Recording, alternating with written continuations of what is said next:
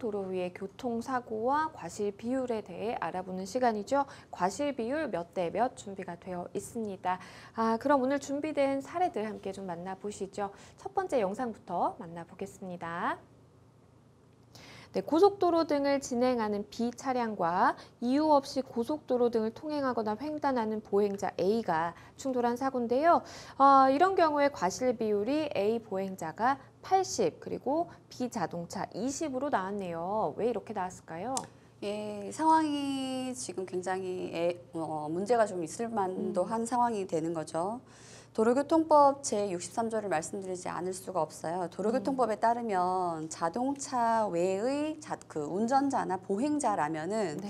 고속도로 등을 통행하거나 횡단하여서는 안 된다라고 규정을 분명히 하고 있습니다. 게다가 고속도로에서 특히 이런 고속도로를 자동차 전용 도로라고 표현을 하는데, 이러한 자동차 전용 도로를 운행하는 자동차의 운전자로서는 특별한 사정이 없으면은 보행자가 자동차 전용 도로를 보행한다거나 통행한다거나 이런 것을 예견할 수가 없죠. 이런 상황이기 때문에 기본적으로 아무리 보행자와 자동차의 관계라 하더라도 보행자에 대해서 80 그리고 자동차에 대해서 20의 기본 과실을 정하는 것이고요.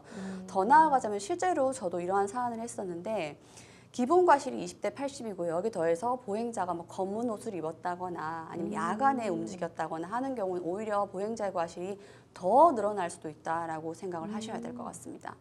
네, 일단은 고속도로에서 사실은 보행자가 건너거나 갑자기 튀어나올 거를 운전자로서는 예상하기가 굉장히 힘들었을 것이기 때문에 보행자임에도 불구하고 과실 비율이 이제 80으로 이렇게 책정이 됐던 사례입니다.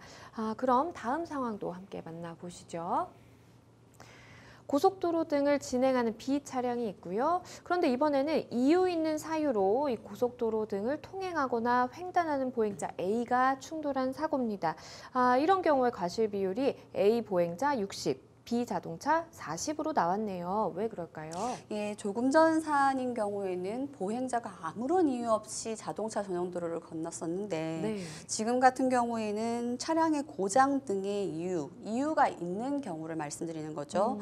차량의 고장 등을 이유로 보행자가 고속도로 등을 통행할 수밖에 없었다라는 사정이 인정된다면 조금 전에 그 80대 20의 과실에서 보행자의 과실을 20 정도 낮추어서 보행자의 과실을 기본 과실 60 정도로 보는 것이 타당해 보입니다. 네, 그럼 과실 비율 몇 대 몇 마지막 사례 함께 만나보겠습니다. 영상 보시죠.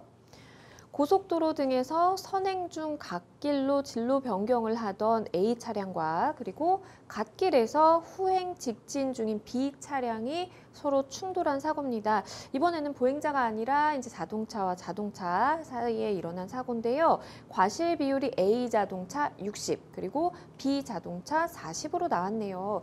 이 과실 비율 좀 적정하다고 보시나요? 예, 지금 사안에서는 일단 갓길로 통행한다는 건 서로 지금 문제가 될 수 있는 상황이지요. 그래서 네. 그런 페널티는 서로 안고 가는 거라고 보셔야 될 것 같고요. 즉, 충돌 당시에 양 차량 모두 통행이 금지되어 있는 갓길로 통행한 것은 서로 잘못이라고 보아야 될 것 같고요. 네. 그런데 이제 A 차량은 진로 변경을 해서 갓길로 진입하려는 차량인 점, 그리고 B 차량은 이미 갓길에서 진행 중인 점을 고려할 때 양 차량의 기본 과실을 60대 40으로 보는 것이 적절하다는 판단입니다.